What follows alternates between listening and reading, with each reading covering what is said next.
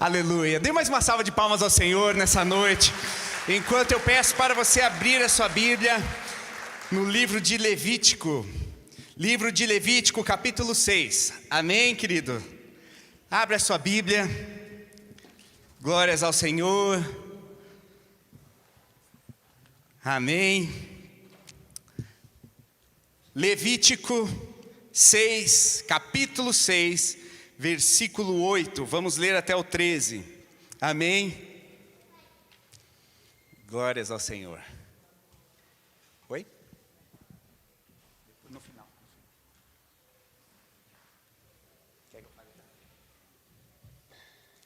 Amém. Glórias ao Senhor.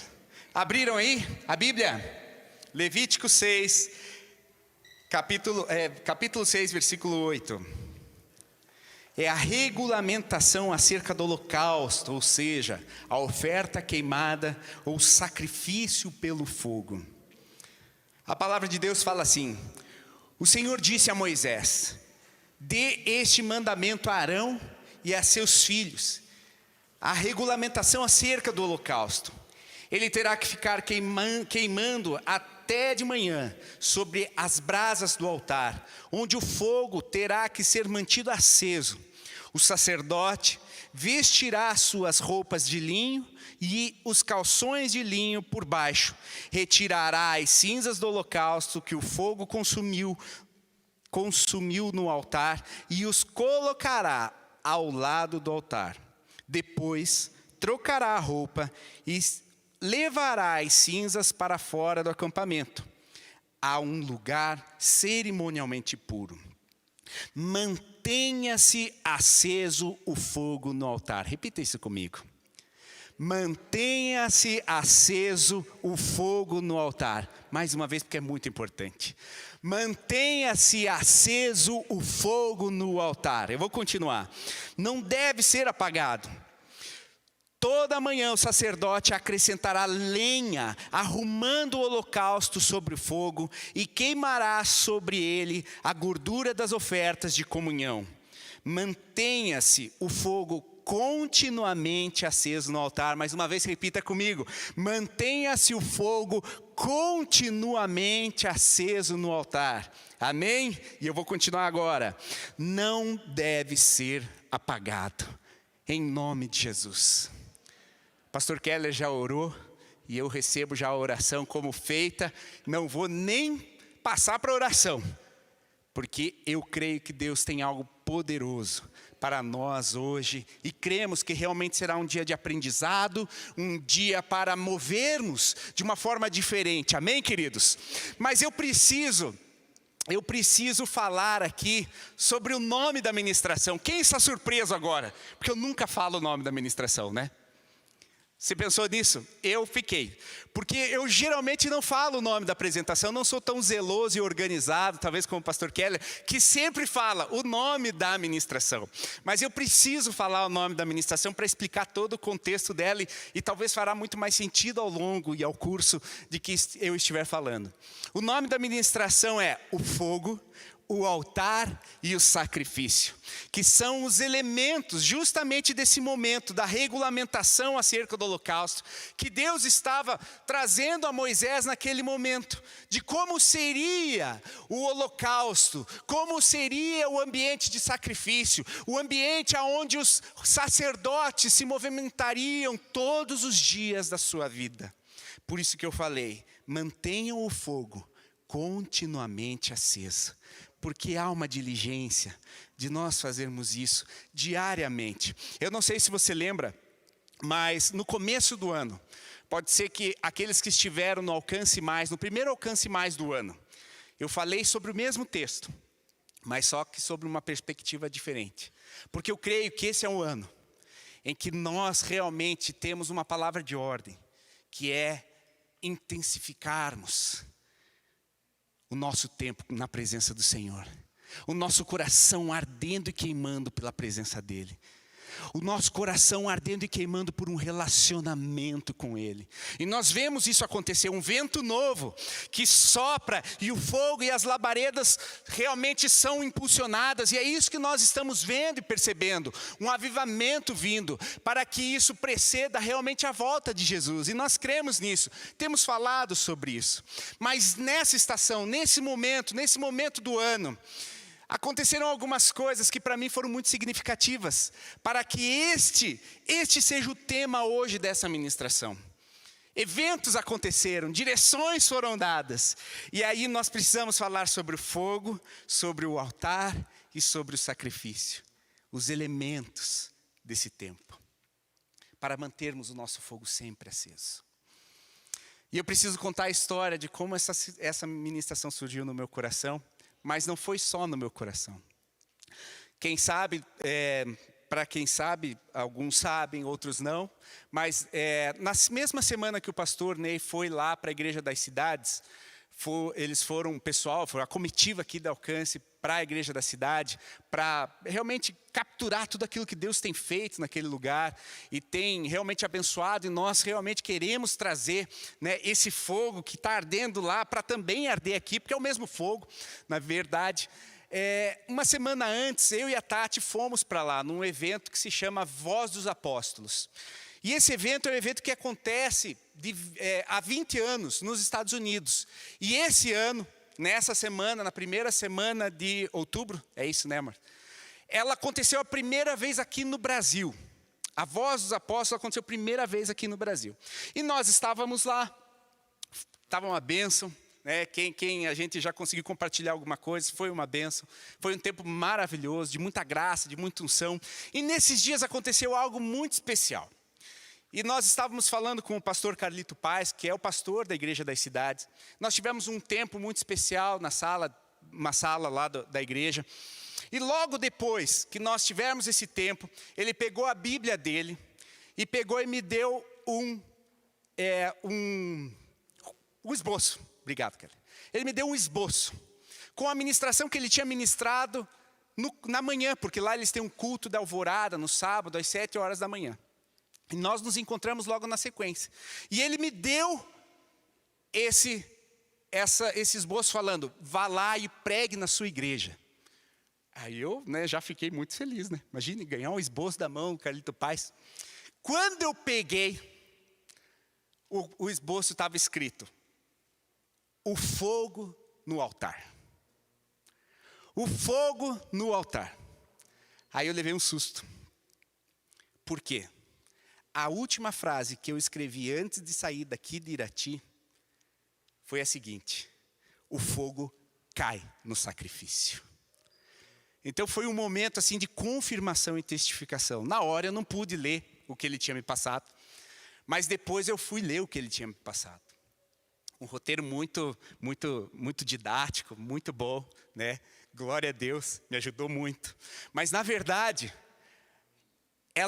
ela uniu esse roteiro que foi me dado e uniu com tudo aquilo que eu estava sendo ministrado ao longo das semanas. E eu ainda continuo sendo ministrado. E eu quero colocar você para continuar sendo ministrado comigo. Amém? Porque eu creio que quando nós estamos juntos e o fogo dá aquele vento, sopra, o vento quando está naquele... Você já acendeu fogo com carvão? Tem gente que precisa do secador, né? Para dar uma... No caso eu também. Por isso que mudei para lenha, porque não é o meu forte o carvão. Mas o que acontece? Quando você coloca bastante fogo ali no carvão, aquilo acende. E aquilo é realmente o fogo do avivamento que eu creio que nós estamos vivendo como igreja. Você crê nisso? Amém? Então é isso. Esses 3 elementos, eles vieram, o fogo e o altar, daquilo que o pastor Calito trouxe. E o sacrifício do altar, ele veio ao meu coração e tem sido derramado por Deus nos últimos dias. E eu creio que ainda está sendo derramado. Eu creio que aqui, enquanto estiver falando, Deus vai derramar desse lugar, desse ambiente de frescor, de um vento novo, mas que há um mover do Espírito Santo e que acende a chama no meu e no seu coração. Amém? Você crê nisso? Amém. Então o fogo ele é uma referência de algo tremendo. A palavra de Deus faz referências, muitas referências, a respeito do fogo. O que é, quais as referências que Deus coloca? Realmente, se você vê na Bíblia algo que é repetido, circunstancialmente, sempre é mencionado, você precisa prestar atenção. E o fogo é mencionado 421 vezes na palavra de Deus. Você acha que é importante o assunto? Fogo. O fogo, ele precisa arder. E assim como no holocausto, ele tem que ser diário. Ele tem que ser um momento diário. Ele tem que ser um momento que realmente não pode apagar. Ele nunca pode apagar, como nós lemos. Mantenha-se o fogo continuamente aceso no altar. Amém?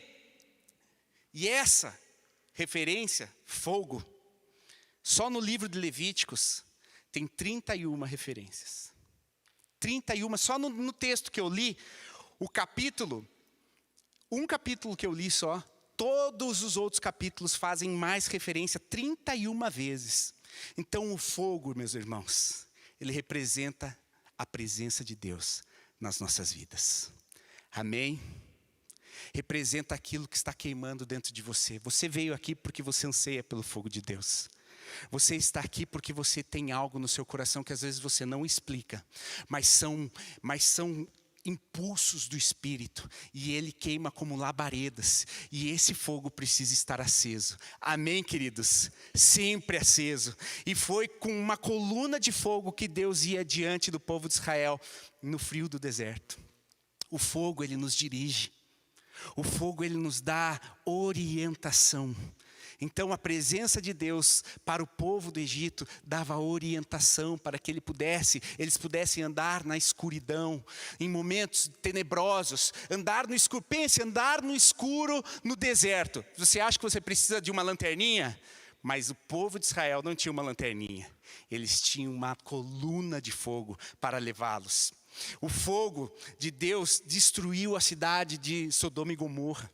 A presença de Deus destruiu a corrupção que existia naquela cidade. Então, a presença de Deus vem para tirar tudo aquilo que não é bom. E vem como um fogo consumidor. Foi o fogo de Deus que utilizou Sansão para pegar as raposas e incendiar a seara dos filisteus. Aquela situação em que realmente agora eu fugi, as raposas se incendiaram e foram correndo atrás, e foram e queimaram toda a seara deles. O fogo é utilizado para isso, para queimar e destruir a provisão do maligno, a intenção do maligno, as estratégias do maligno, tudo aquilo que o maligno tem. Deus usa o fogo para consumir, para destruir. Foi o fogo de Deus que destruiu os inimigos de Elias também. Foi com fogo que Deus destruiu os inimigos de Elias. Então você veja que o fogo tem realmente a presença, a manifestação, a provisão, a consumação do propósito de Deus. O fogo também acendeu as tochas de Gideão quando ele derrotou os exércitos midianitas. Você lembra dessa história? Quando eles bateram nos jarros e quebraram e apareceu as tochas com fogo, com os quais eles deixaram o exército midianita desbaratado. Você lembra disso? Apenas 300 e poucos homens venceu um grande e poderoso exército dos midianitas. Foi com o quê? Com fogo. Foi com fogo. Foi com o fogo de Deus que recebeu, foi o fogo de Deus que recebeu aquele holocausto em Carmelo.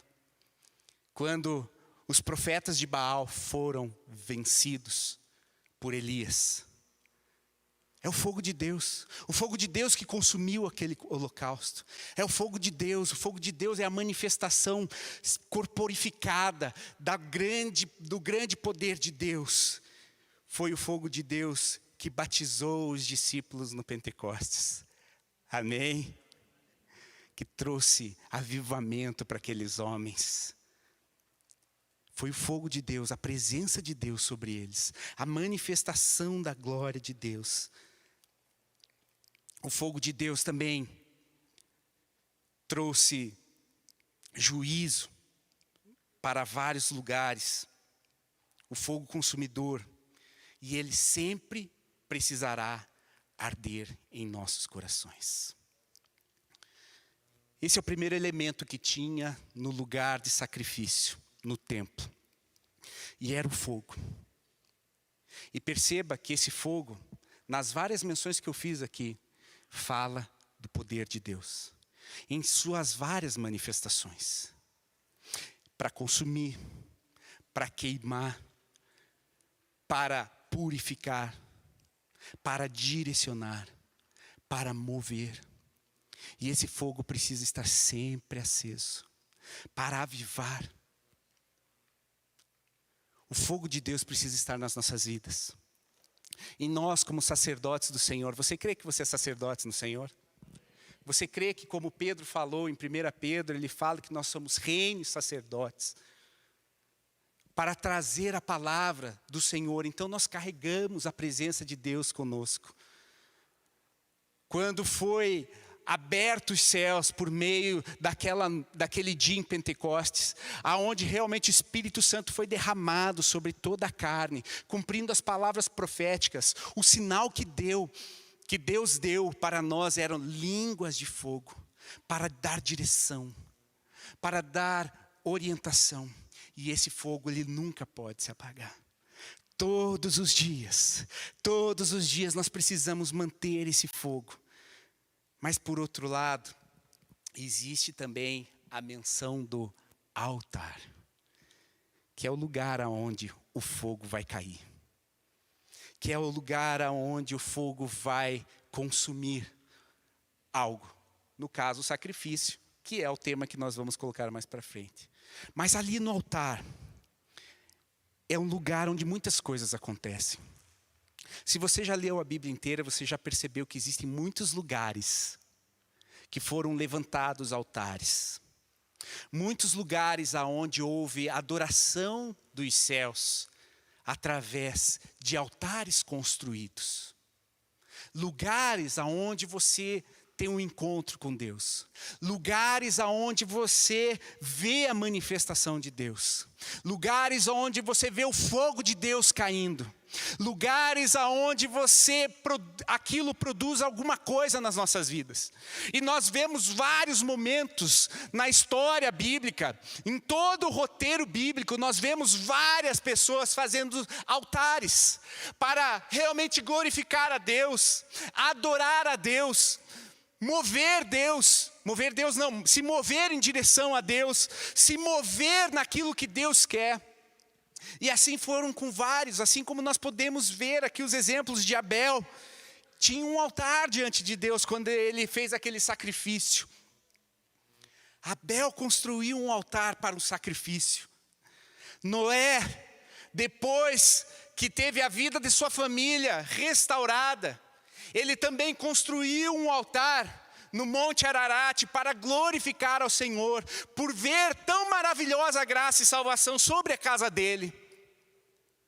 Abraão também tinha um altar onde ele viu a provisão de vida sobre o filho dele, um altar onde Deus pediu que lá fosse feito o holocausto do seu filho, o único filho.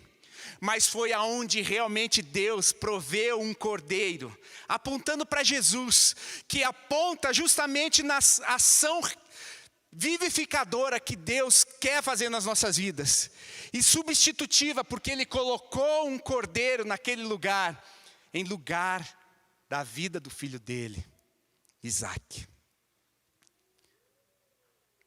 E foi ali, naquele altar, que ele viu a fidelidade de Deus, o cuidado de Deus. Moisés, aliás, antes disso, Jacó. Quantos altares Jacó fez?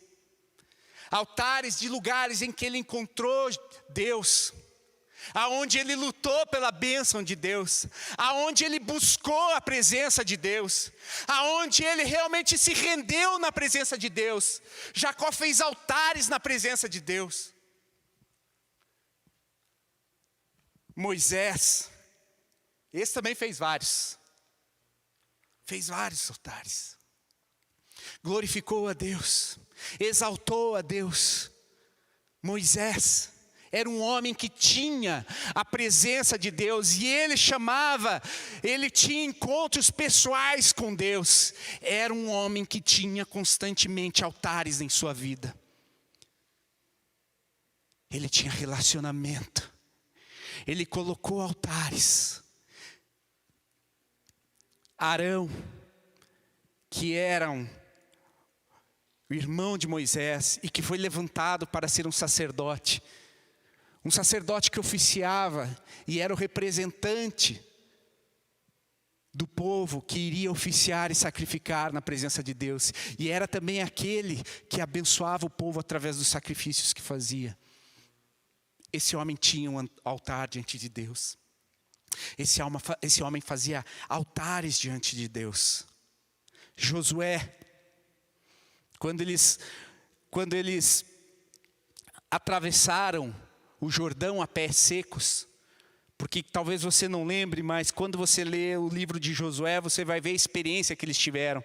Que quando os sacerdotes estavam com a arca da aliança nos ombros, eles pisaram o Jordão parou. E o curso do rio parou. E eles passaram a pés secos. E depois de ter passado a pés secos, eles fizeram altares, pedras, para mostrar o que Deus tinha feito naquele lugar. Memórias do que Deus faz. Altares, grandes memórias daquilo que Deus faz. Gideão tinha um altar diante de Deus, e se eu ficar falando cada um, Samuel tinha altar diante de Deus, Davi, o adorador, tinham altares, vários altares. Ele fez o tabernáculo, a tenda, para realmente oficiar ao Senhor, um adorador por excelência, um adorador com o coração segundo o coração de Deus. Ele tinha altares na presença, ele fez um tabernáculo, ele fez uma tenda, aonde funcionava a adoração 24 horas por dia, todos os meses do ano, não parava, não cessava. Davi oficiava e tinha um altar diante do Senhor o tempo todo. Salomão teve um altar, até inclusive, a gente tem a representação daquela música, caia fogo do céu, venha nesse altar. Essa música fala justamente desse momento em que Salomão consagra o templo, e cai o fogo do céu, e faz aquele mover, e a presença da Shekinah dele entra naquele lugar, e deixa as pessoas completamente prostradas diante dele. Era um altar, o fogo dele veio sobre aquele lugar, e era um altar que foi construído para adoração.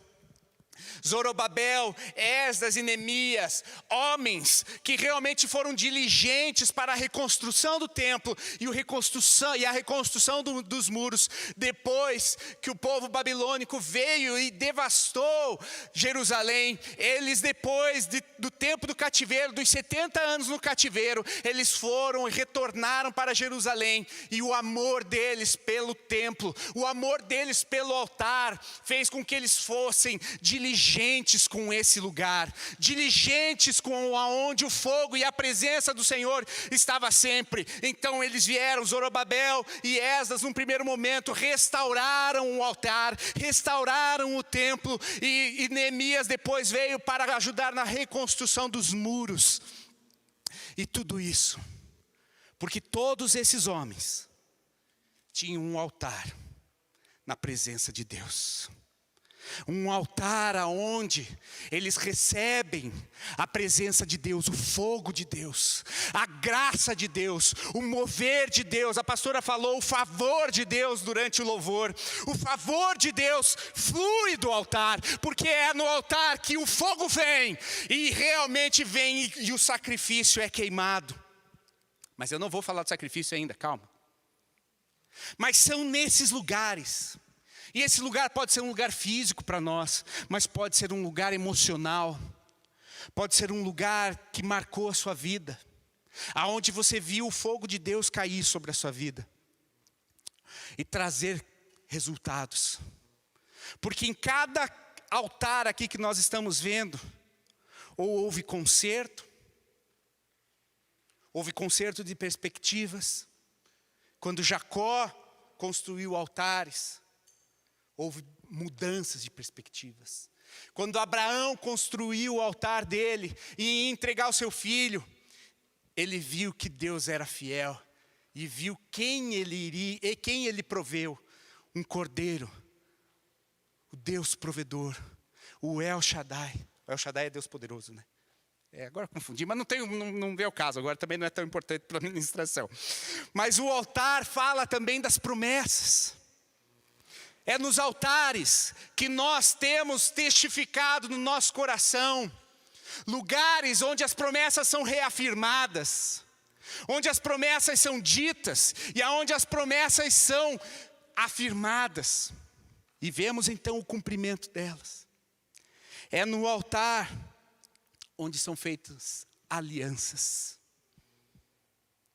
Momentos da nossa vida em que nós fazemos alianças com Deus.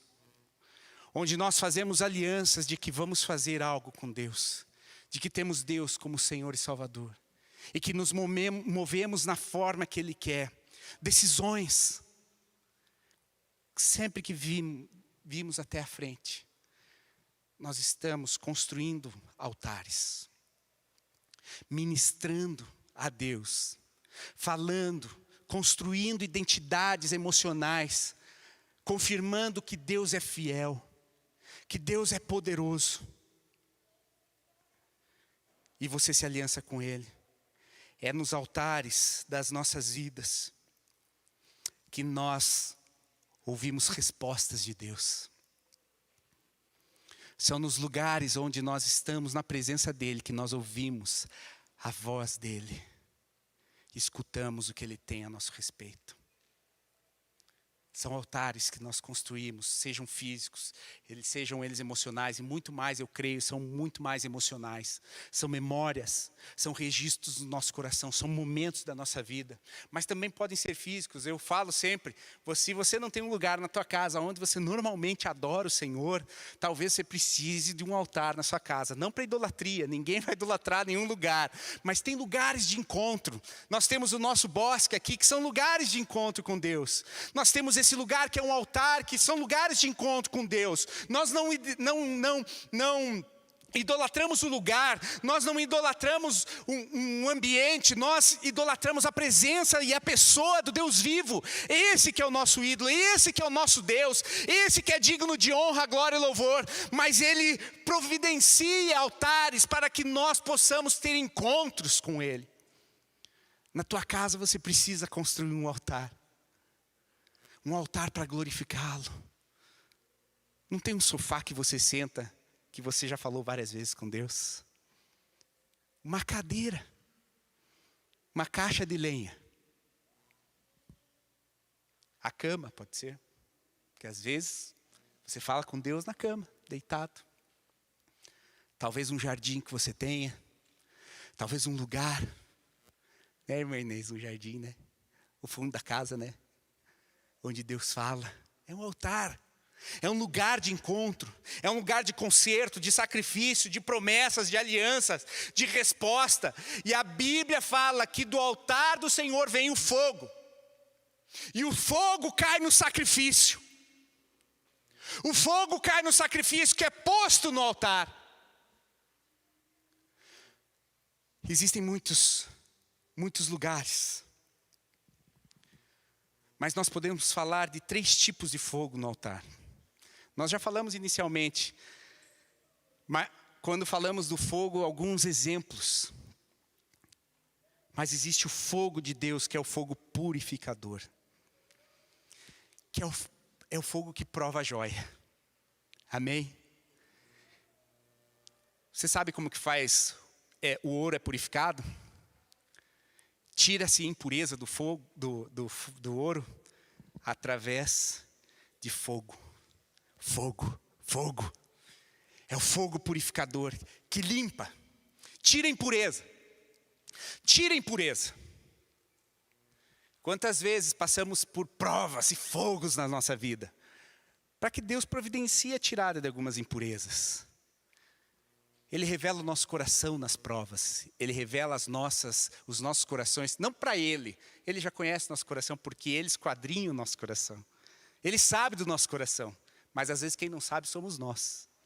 E aí, passando por dificuldades, puxa vida, eu julguei aquela pessoa achando que eu nunca pensaria isso, mas agora passei por essa situação. Não é que o cara podia realmente ter passado por isso. São situações que a gente não conhece, Deus mostra para nós mesmos. Para nós podermos, talvez, ter mais misericórdia. Para nós podermos ter, talvez, mais compaixão. E Deus vai limpando. Vai tirando os nossos julgamentos. Vai tirando os nossos preconceitos. Vai tirando aquilo que contamina o nosso coração. Mas às vezes precisa de uma prova. Precisa de um fogo ardendo. Precisa de situações difíceis. Para nós conhecermos e daí tirarmos. Puxa, isso aqui realmente não vale a pena. Tá. Sai. Fogo purificador.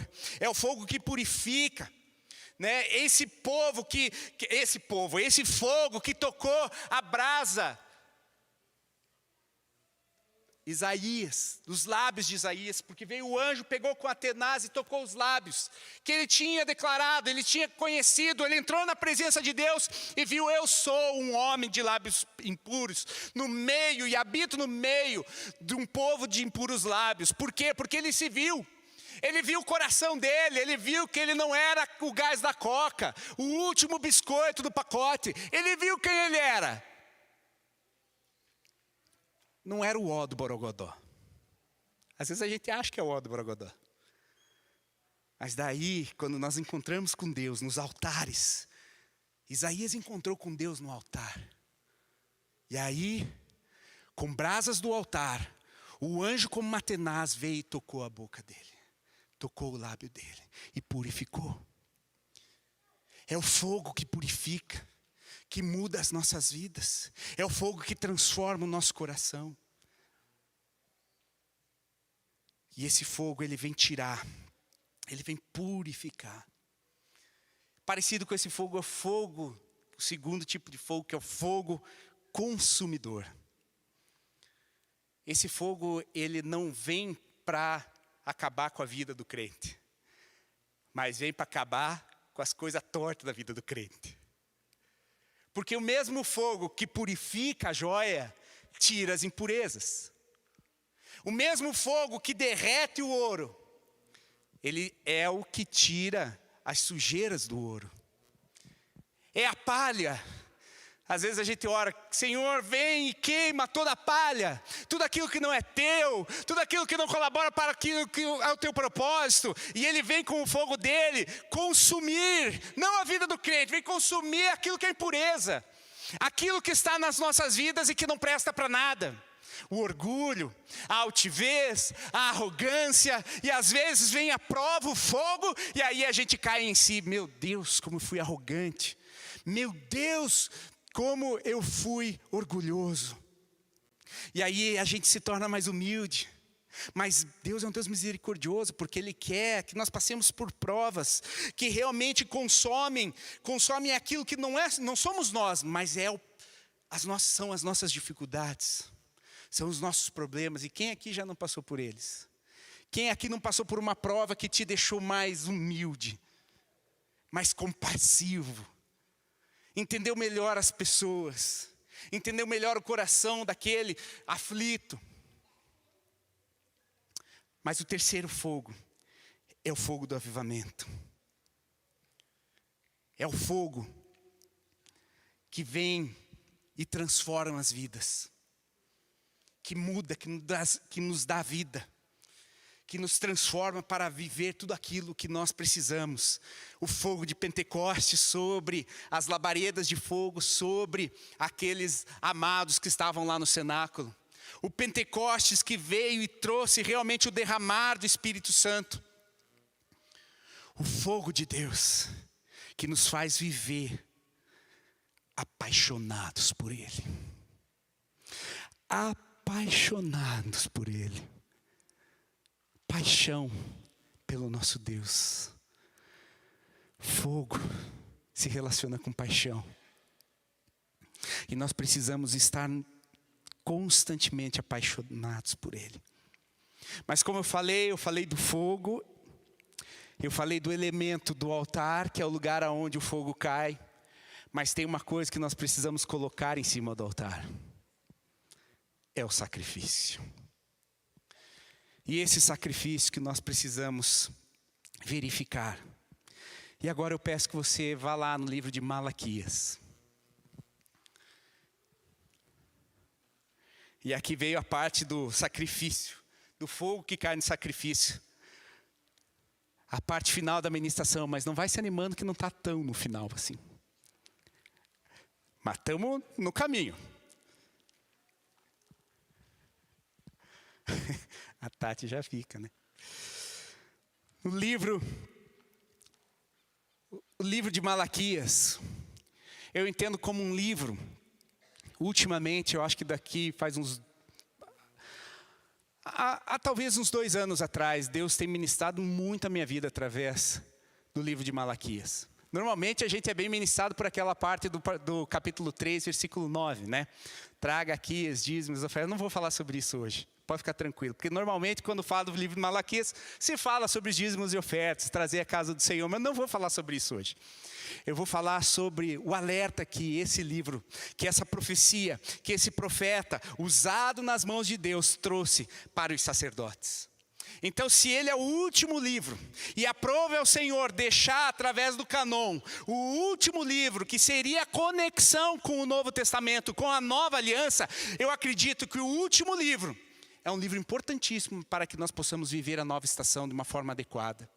E esse livro, o último livro do cânon do Velho Testamento, que abre e inaugura o Novo Testamento, ele traz orientações para quem? Para os sacerdotes. Aqueles que seriam nós, como somos hoje, sacerdotes do Rei Altíssimo, oficiando e sacrificando a Ele diariamente. Por isso que aquele texto que nós lemos no começo, não fala a respeito só dos sacerdotes, só daqueles que oficiam dentro do culto, aqueles que são os obreiros, aqueles que são os diáconos, aqueles que são os pastores. Não, somos todos nós. Todos nós, como Pedro fala em sua primeira carta, nós somos reis e sacerdotes para essa geração. Então isso comunica para nós, o fogo deve ser queimado diariamente. Eu e você precisamos estar nisso. Amém? E esse alerta é para os sacerdotes. Esse alerta é para os sacerdotes, esse alerta é para mim e para você. Deus permitiu que esse fosse o último livro, para que nós possamos ter atenção nele e ver o que Deus quer de nós como sacerdotes. Mas o que eu acho interessante, e eu gostaria que, se você pudesse fazer uma tarefa de casa, leia esse livro. São 4 capítulos, curtos. Numa Bíblia de estudo, ele tem 5 páginas. Uma Bíblia de estudo. Talvez uma Bíblia sem estudo vai ter lá 3 no máximo. Olha o que ele fala. Malaquias, capítulo 1, versículo 5. Vocês verão isso com os próprios olhos e exclamaram. Vocês verão isso e com os próprios olhos e exclamaram. Grande é o Senhor, até mesmo além das fronteiras de Israel. O filho honra o pai, o servo o seu senhor. Eu sou seu pai. Onde está a honra que me é devida? Se eu sou o Senhor, onde está o temor que me devem? Pergunta o Senhor dos Exércitos a vocês, sacerdotes. São vocês que desprezam o meu nome. Mas vocês perguntam, de que maneira temos desprezado teu nome? Trazendo comida impura ao meu altar. E mesmo assim ainda perguntam, de que maneira te desonramos? Ao dizer que a mesa do Senhor é desprezível, na hora de trazeres animais cegos para purificar, vocês não veem mal algum. Na hora de trazerem animais aleijados e doentes como oferta, será que ele se agradará de vocês? Será que os atenderá? Pergunta o Senhor dos Exércitos. E agora, sacerdotes, tentem apaziguar a Deus para que tenham compaixão de nós. Será que com esse tipo de oferta ele os atenderá? Perguntou o Senhor dos Exércitos. Ah, se um de vocês fechasse a porta do templo, assim ao menos não acenderia o fogo do meu altar inutilmente. Não tenho prazer em vocês, diz o Senhor dos Exércitos, e não aceitarei as suas ofertas. Pois do Oriente ao Ocidente, grande é o meu nome entre as nações. Em toda parte, incenso e ofertas puras são trazidas ao meu nome, porque grande é o meu nome entre as nações, diz o Senhor dos Exércitos. Mas vocês o profanam ao dizerem que a mesa do Senhor é imunda e que a sua comida é desprezível. E ainda dizem, que canseira, e riem dela com desprezo, diz o Senhor dos Exércitos. Quando vocês trazem animais roubados, aleijados e doentes e oferecem em sacrifício, deveria eu aceitá-los de suas mãos? Pergunta o Senhor. Maldito seja o enganador que, tendo no rebanho um macho sem defeito, promete oferecê-lo e depois sacrifica um animal defeituoso, diz o Senhor dos Exércitos. Pois eu sou o grande rei e o meu nome é temido entre as nações. Pá! Que paulada, né? É para mim isso aí? Não tem nada a ver comigo. Tem. Só que a gente precisa entender o que o Velho Testamento é para o Novo. O pastor Luciano sempre fala isso, né? Que o Velho Testamento são as sombras daquilo que haveria de acontecer. Nós, como igreja, como sacerdotes que somos hoje, nós precisamos ver que realmente, nós precisamos estar atentos. Por quê? Porque há um tempo, e eu desde o começo do ano tenho falado isso, há um tempo de refinamento e purificação da igreja, amém? Você crê nisso? Deus está nos purificando, Deus está nos refinando, Deus está movendo nessa direção. E nós precisamos entender que o refinamento e a purificação precisa começar na casa, precisa começar na igreja, precisa começar, como Pedro falou, pois chegou a hora de começar o julgamento na casa de Deus. E se começa primeiro conosco, qual será o fim daqueles que não obedecem ao Evangelho de Deus? E se ao justo é difícil ser salvo, que será do ímpio e do pecador? Por isso mesmo, aqueles que sofrem de acordo com a vontade de Deus, devem confiar as suas vidas ao seu fiel Criador e praticar o bem. Pedro, quando fala isso, ele fala algo que muitas vezes a gente vê assim, não, com aquela palavra bem acusadora às vezes e religiosa, a gente fala, não, primeiro vai acontecer na igreja. Né? A purificação precisa acontecer na igreja. Claro que precisa, sabe por quê? Porque se a purificação acontecesse pelo ímpio, seria condenação, e eles seriam mortos, e eles não seriam alcançados. Então primeiro precisa acontecer na igreja, porque assim nós somos refinados, purificados e representamos melhor aquele que é puro e limpo e santo. Então por isso que isso é para nós. Por isso que nós precisamos ser purificados, renovados, depurados, confrontados. Nós precisamos do fogo de Deus para realmente purificar as nossas emoções, para sermos aqueles que bem representarão o Deus vivo e poderoso, para aqueles que apresentarão às nações o Deus de amor que Ele é. Então por isso, quando nós não somos aquilo que Ele é, e não representamos bem aquilo que nós precisaríamos representar, nós passamos por momentos, provas, fogo refinador, fogo purificador, para transformar a minha e a sua vida, irmão. Você quer ser exemplo de Cristo? Jesus, cópias de Jesus, cristãos, pequenos cristos. Irmão, isso aqui é para nós. E o fogo vem para nos purificar. O fogo vem para mostrar quem somos. O fogo vem para melhorar as nossas vidas. O fogo vem para reformar a minha emoção e a forma como eu vejo os outros. O fogo, ele vem me purificar, ele vem me santificar, ele vem para que eu possa representar melhor o Deus de Israel. Está passando por prova, irmão? Glorifica a Deus. Deus está te purificando para você melhor representá-lo.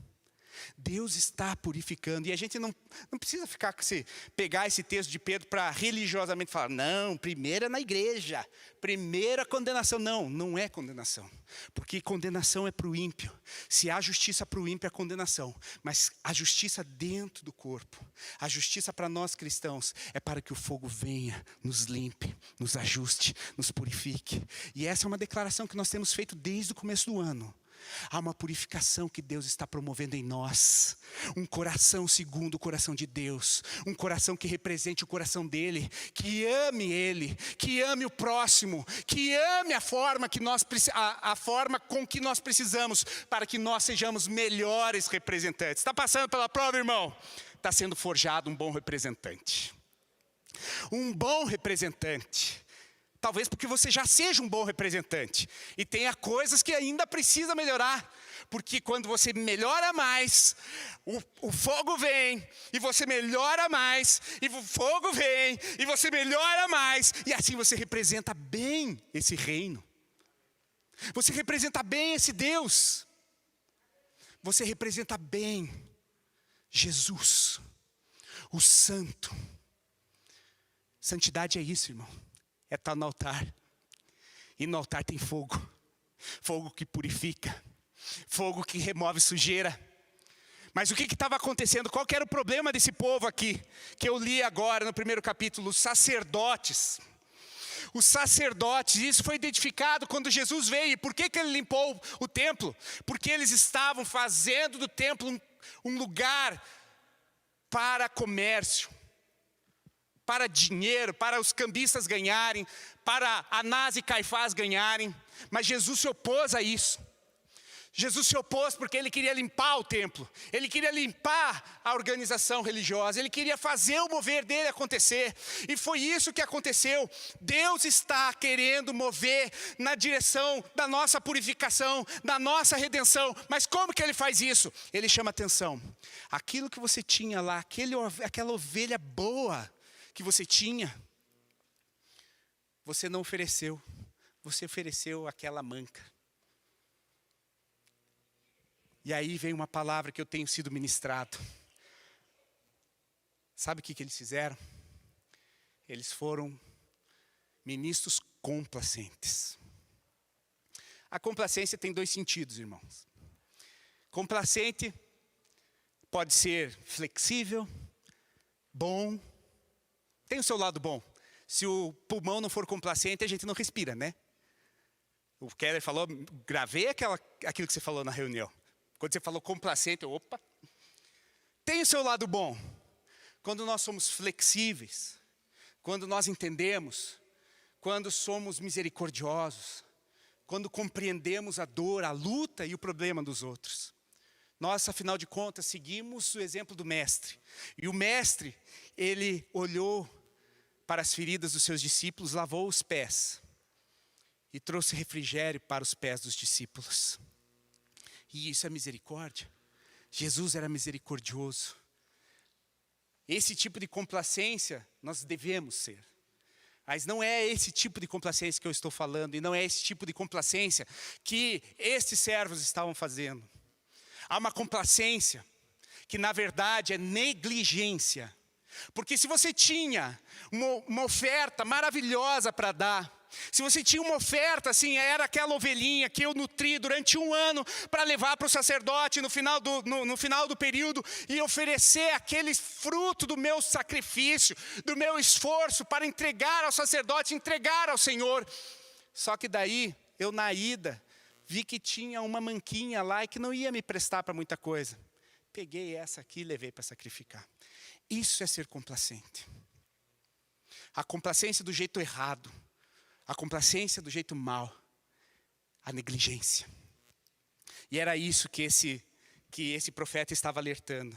Porque Provérbios 18, 9 fala assim: quem relaxa o seu trabalho é irmão do que destrói. Pensa nisso, irmão. Quem relaxa no seu trabalho é irmão do que destrói. Então nós vemos 3 figuras de pessoas. O crente avivado, cheio do fogo, cheio da presença de Deus. O crente meia boca.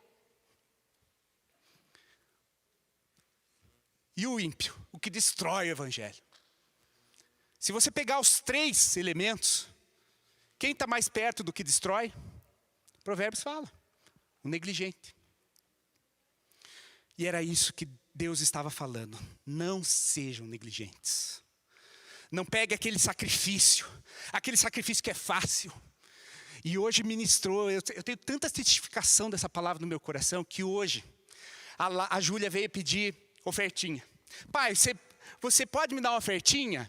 Me emprestar uma ofertinha? Eu disse, é emprestar ou dar? É dar, né, pai? Porque ela não vai pagar depois para mim. Não, você me dá. Aí eu peguei e tirei uma nota da carteira e entreguei para ela. Mas esse é o coração de Deus. Olha só o que ela fez, gente. Esse é o coração do sacerdote. Esse é o coração que pulsa dentro da criança. Que é esse que Jesus fala. Nós não entraremos no reino dos céus se não tivermos o coração como dessa criança. Sabe o que ela fez quando ela pegou a nota? Ela falou, pai, essa está rasgada. Aí eu peguei uma mais novinha e entreguei. Então tá bom. Esse é o coração do adorador e do sacerdote. A nota rasgada não fica bonita na carteira, mas na oferta do gasofilácio fica? Não. Nós temos sido crentes avivados, cheios do fogo, crentes meia boca ou destruidor. Deus quer nos avisar que os meia boca estão mais perto dos que destroem. E isso é um chamado a nós, a mim e a todos nós. Quando a gente é meia boca, quando a gente pega o sacrifício que, não vou me esforçar tanto para isso aqui. Tem que dar lá, eu falo da minha realidade, tem que dar aula. Não vou me esforçar tanto, já sei o que fala a matéria. Não, eu preciso dedicar o meu final de semana estudando para poder oferecer algo de valor para os filhos do Senhor. Eu preciso fazer algo com excelência. Quando eu tiro uma música, eu tiro a música. Quando eu faço com excelência.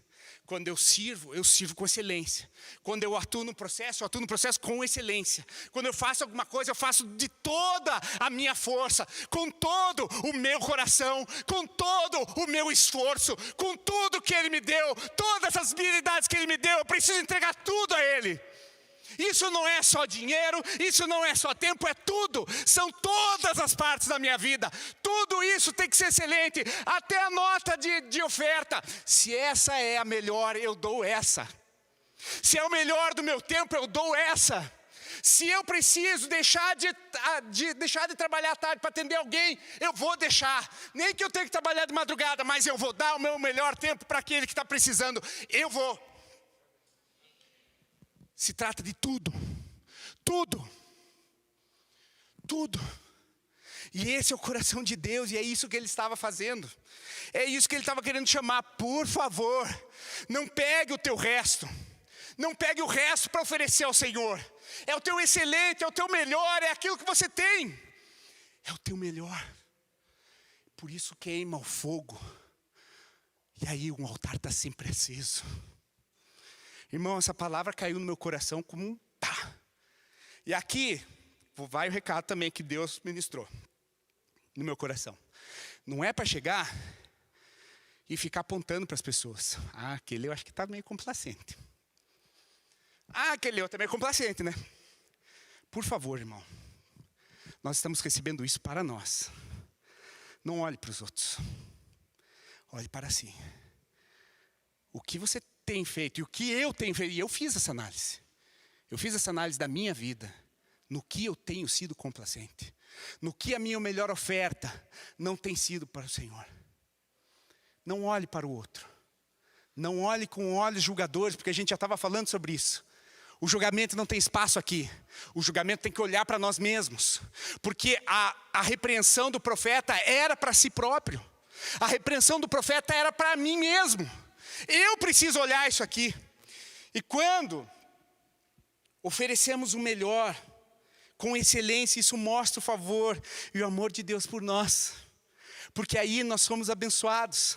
Vá lá em Malaquias 3, capítulo 3, versículo 10, versículo 12. Não, vamos no 10, porque daí você lembra da passagem lá do dízimo, dos ofertas, e daí já faz um link, você já fica animado também. Malaquias 3:10. Tragam o dízimo todo ao depósito do templo, para que haja alimento em minha casa. Ponham-me à prova, diz o Senhor dos Exércitos. E veja, se não vou abrir as comportas dos céus e derramar sobre vocês tantas bênçãos, que nem terão onde guardá-las. Impedirei as pragas, que as pragas devorem as suas colheitas, e as videiras dos campos não perderão o seu fruto, diz o Senhor dos Exércitos. Agora o 12. Então todas as nações os chamarão de felizes, porque a terra de vocês será maravilhosa, diz o Senhor dos Exércitos. Quando nós representamos bem esse reino, Deus nos abençoa, Deus nos provê, Deus nos dá graça. E Ele está representando bem. E sabe o que acontece? Deus, Ele olha no exemplo das pessoas uma melhor forma de representá-lo. Puxa, pastor, mas então você está falando que eu estou passando por dificuldade, então Deus não está comigo. Não, justamente o contrário. Porque às vezes é na tua maior dor e dificuldade que Deus está mostrando o poder dEle para as nações. A forma como você está lidando com o teu problema está mostrando o Deus que você serve. A forma como você está lidando com as suas dificuldades mostra a graça e o favor sobre a sua vida. A provisão de Deus sobre a sua vida. Então às vezes é engraçado que estão passando por luta, mas tem provisão. É um negócio diferente, mas tem. Você está passando por luta, provando, mas Deus está te refinando e está cada vez te fazendo melhor. E está fazendo de você o melhor representante dEle nessa terra. E Ele está vendo, às vezes, a forma como você está lidando diante do problema. Puxa, eu estou com problema, mas Deus é a minha força. Deus é a minha rocha. Ele me sustenta. E aí as nações olham e veem e ficam maravilhados. Por quê? Porque realmente, e depois a gente vê o que acontece. Mas sabe, gente, eu queria ser um pouco mais específico a respeito do sacrifício. Eu queria ser um pouco mais específico. E eu queria que a gente falasse um pouco sobre... Mas qual é o sacrifício que Deus queria e que Ele repreendia nos sacerdotes? Você quer saber? Porque eles estavam fazendo isso, né? Deus estava falando, você tem uma ovelha e pega a manca para vir aqui me oferecer. Na sequência, no capítulo 2, eu quero que você vá lá. Malaquias 2. E leia comigo. Se a tua Bíblia for NVI, vai estar escrito infidelidade de Judá. E daí a gente vai ler no versículo 10, capítulo 2, versículo 10. Não temos todos o mesmo Pai? Não fomos todos criados pelo mesmo Deus? Por que será então que quebramos a aliança dos nossos antepassados, sendo infiéis uns com os outros? Obrigado, meu amor. Judá tem sido infiel. Uma coisa repugnante foi cometida em Israel e em Jerusalém. Judá desonrou o santuário que o Senhor ama. Homens casaram-se com mulheres que adoram deuses estrangeiros. Que o Senhor lance fora da tenda de Jacó o homem que fez isso, seja ele quem for, mesmo que esteja trazendo oferta ao Senhor dos Exércitos. Versículo 13. Há outra coisa que vocês fazem. Enchem de lágrimas o altar do Senhor. Choram e gemem, porque Ele já não dá atenção às suas ofertas, nem aceita com prazer. E vocês ainda perguntam, por quê? É porque o Senhor é testemunha entre você e a mulher da sua mocidade, pois você não cumpriu a sua promessa de fidelidade, embora ela fosse a sua companheira, a mulher do seu acordo matrimonial. Não foi o Senhor que os fez um só? Um corpo e um espírito, eles lhe pertencem. E por que um só? Porque ele desejava uma descendência consagrada. Portanto, tenham cuidado. Ninguém seja infiel à mulher da sua mocidade. Eu odeio o divórcio, diz o Senhor. o Deus de Israel. E também odeio o homem que se cobre de violência, como se cobre de roupas, diz o Senhor dos Exércitos. Por isso, tenha bom senso, não sejam infiéis. Sabe o que ele fala aqui? A crítica aos sacerdotes é que eles choravam, babavam aqui no altar, mas chegavam em casa e eram infiéis com as esposas. Tratavam mal as esposas, brigavam com as esposas, batiam nas esposas. A infidelidade maior era a oferta? Não. Não era só oferta. Era aquilo que eles faziam. Porque não adianta chorar, não adianta babar, não adianta ter uma posição de prostração aqui e em casa você não manter relacionamentos saudáveis. E essa era a crítica. Essa era a crítica. Esse era para bater mesmo. Esse que foi a batida. Você achou que a complacência era assim uma coisa ruim já? Não. Não adianta a gente falar de Deus e não tratar bem a nossa esposa. O que Deus se preocupa mesmo? Relacionamento. Deus se preocupa com relacionamento, irmãos. Sabe qual que é o sacrifício que nós precisamos colocar no altar? Sabe? Relacionamento. Relacionamento. Sabe por que eu sei isso? E o profeta deixa isso bem claro. Porque lá em Malaquias 4, 1, 3 ele fala: pois certamente vem um dia, ardente como uma fornalha, todos os arrogantes e todos os malfeitores serão como palha, e aquele dia que está chegando ateará fogo neles, diz o Senhor dos Exércitos, nem raiz nem galho nenhum sobrará, mas para vocês que reverenciam o meu nome, o sol da justiça se levantará, trazendo cura em suas asas, e vocês sairão e saltarão como bezerros soltos no curral. Você já pensou nisso?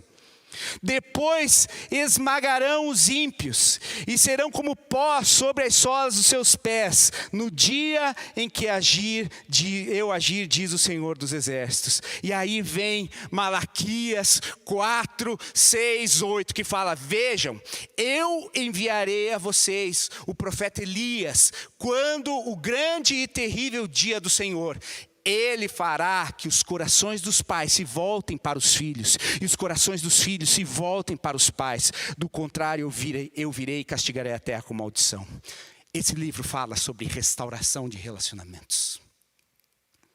E o sacrifício é o quanto você tem lutado para restaurar os relacionamentos. Esse é o sacrifício. Quanto tempo você tem dado para tua esposa para falar com ela? Quanto tempo você tem dado para o seu esposo para falar com ele? Quanto tempo você tem dado ao seu filho para falar com ele? Quanto tempo você tem dado à sua filha para falar com ele? Quanto tempo você tem dado aos seus pais para honrarem a ele? Porque esse livro, a última advertência que ele nos traz aos sacerdotes é: e eu virei e converterei o coração dos pais aos filhos, e o coração dos filhos aos pais. Porque esse é o verdadeiro chamado profético de Elias. Ele converteu o coração do filho ao pai. Porque ele deixou que o filho dele, Eliseu, fosse ainda maior do que ele. Você já reparou numa coisa? Como Elias poderia achar que o que ele estava dando para Eliseu era dele?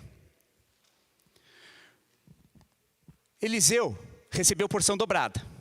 Como que você vai dar uma porção dobrada daquilo que você só tem um? Foi Deus. Deus que nos deu transbordar. Então, irmãos, tudo isso que a gente precisa, a gente só encontra em Deus. Nos altares da nossa vida. Quando a gente deixa o fogo consumir e bota o sacrifício. E o que é o sacrifício? Qual é o sacrifício? O sacrifício de converter o coração do pai ao filho, e o coração de converter o coração do filho ao pai.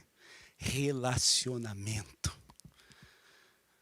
Esse altar, ele precisa estar povoado de pacificadores, construtores de relacionamento, construtores de amor, construtores de graça.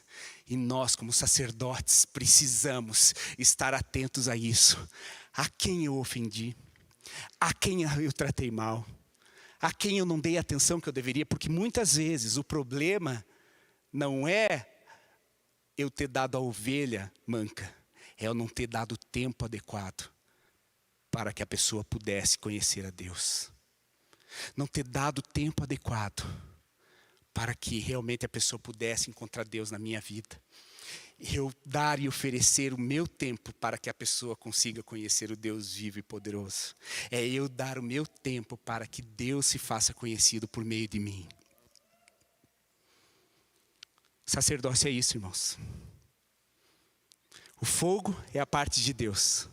O altar nós construímos, mas o sacrifício é o quanto você tem lutado para que os relacionamentos continuem bons.